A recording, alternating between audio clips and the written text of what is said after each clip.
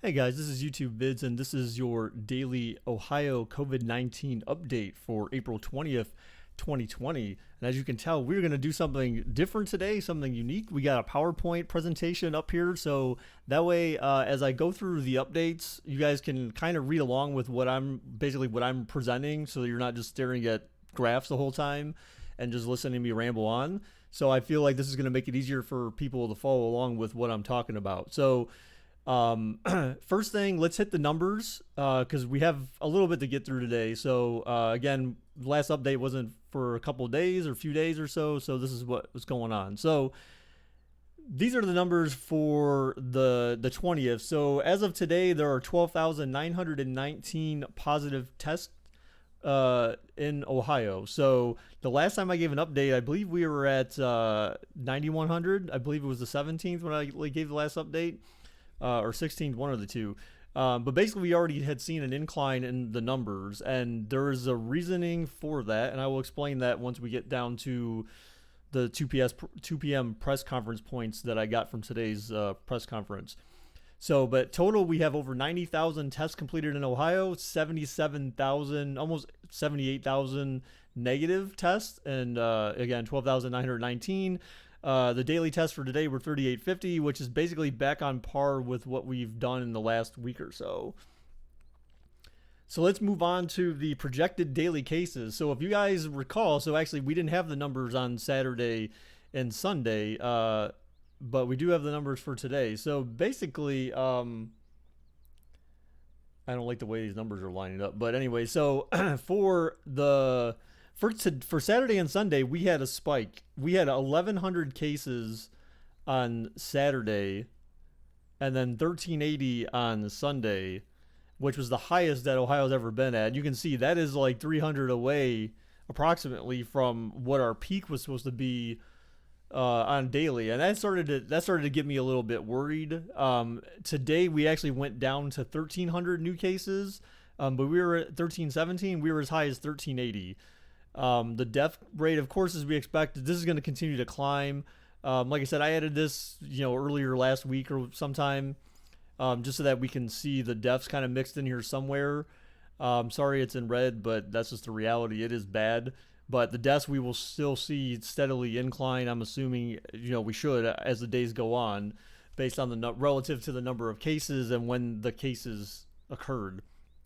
So that means about 3 weeks from now, we could potentially see 3 or 4 weeks from now, we could potentially see the death spike relative to these points Saturday and Sunday, this past week. So, but anyway, so let's move on to our points, because that'll explain what happened here in theory, according to what was said today. So, first off, they said Governor DeWine announced today there will be no in-school sessions for the remainder of the school year. Schools will remain closed only in the sense that there will be no face-to-face schooling.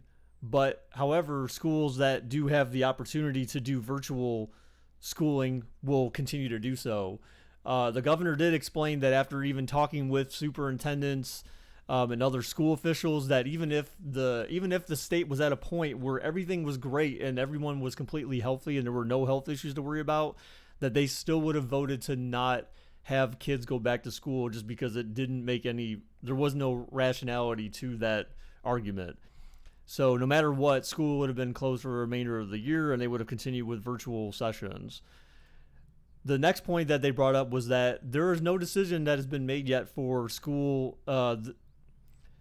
school year next year, or the next school year. So they said, okay, what happens in the fall?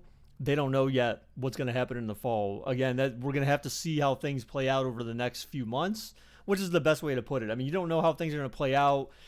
But what they did say is that schools are having conversation and preparing for what's going to happen. They're going to prepare as if we're doing face-to-face schooling in the next school year.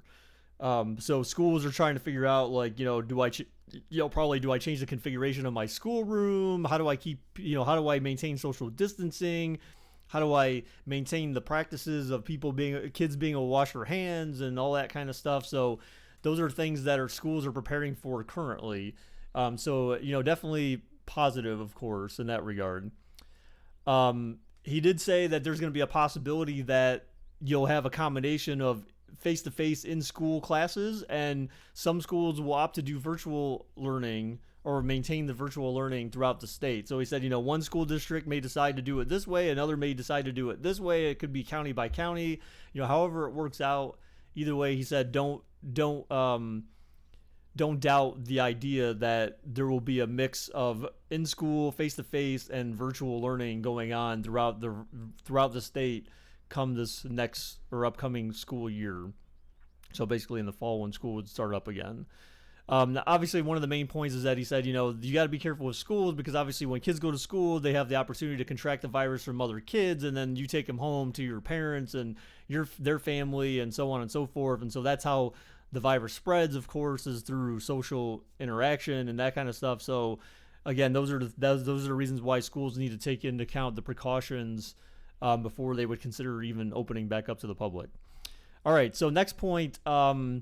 These are the last few points actually I have. So they said there's a backlog of testing in the private labs such as LabCorp and Quest. So we talked about this probably like a couple weeks ago, I think, where the Dr.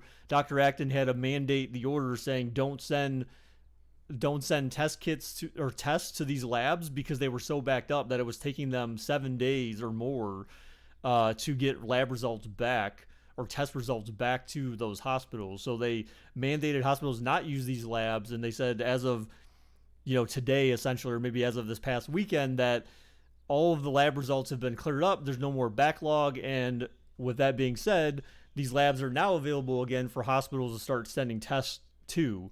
So, and these will also be very closely monitored by the state.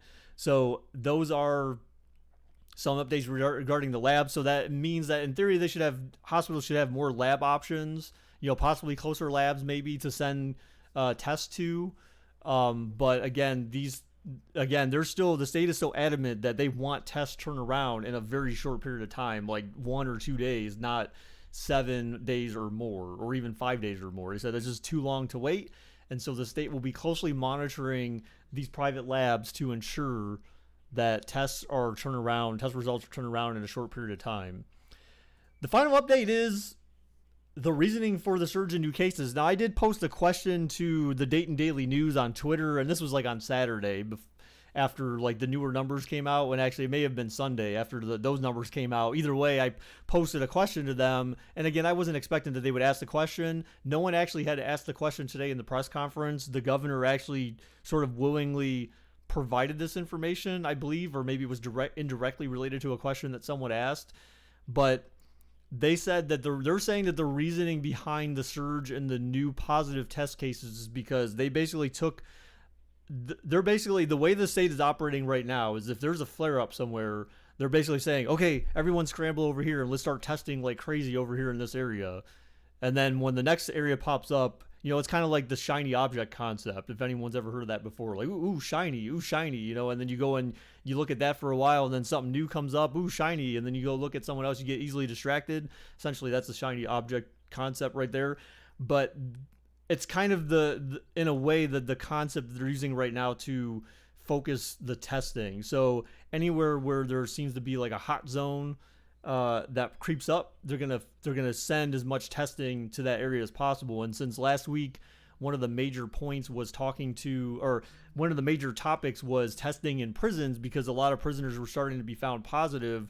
They basically focused all their testing on the prisons later last week, and they're saying that's the reason for the surge in the numbers as of recent, which is why, like, again, all the testing has, even though the testing numbers have stayed the same, you're finding more positive tests, because in prisons, they said in certain areas, they were saying like 70%, as many up to 70% of the people in prisons might actually have tested positive. So that is the reason why we're seeing the surge. And so I guess, thank goodness, I guess in that regard, I mean, it sucks for anyone who has someone who's in prison or knows someone who's in prison.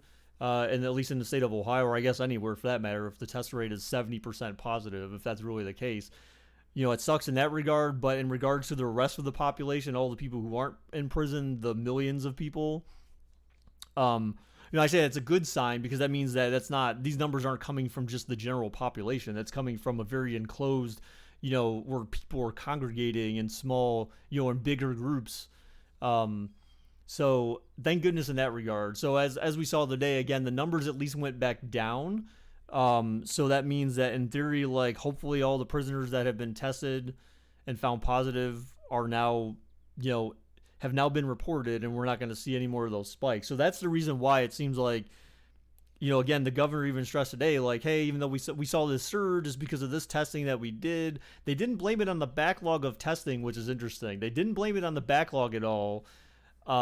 They said it was directly related to, like, literally the governor said the spike was directly related to the testing of the prisons in Ohio. So I'm gonna have to take them at face value for that. I mean, I feel like the backlog may have caused some problems there too, but or maybe it's a combination of both.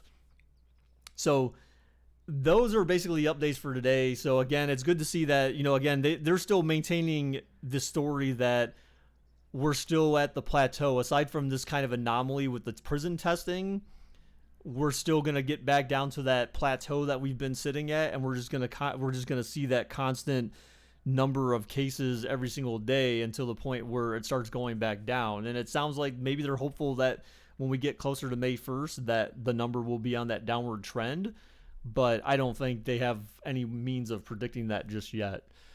So that's our presentation for today, guys. I hope this is at least a little bit more interactive for you, so you at least see what I'm going to talk about before I talk about it, or at least see what I'm talking about, the bullet points, why I go into a specific topic. So thank you everyone who watched the presentation. Thank you everyone who stuck around for the video. Again, Ohio, we are, we're getting close. Again, we're not going to be through this entirely for a while now. But the one thing that we just got to keep in mind is that, again, do what you're doing with maintaining the social distancing. Be sure to wear your masks when you go out in the public, or your gloves. Do whatever it is that you could possibly do to contribute to maintaining a clean and healthy environment for you and for me. I want to walk by you and have you give me your disease, man. Okay, so just again, do what you can to practice safe habits, whether you're with your family or you're out and about amongst other people. Thank you guys for everyone who watched the presentation, and until my next update, everyone, bye bye.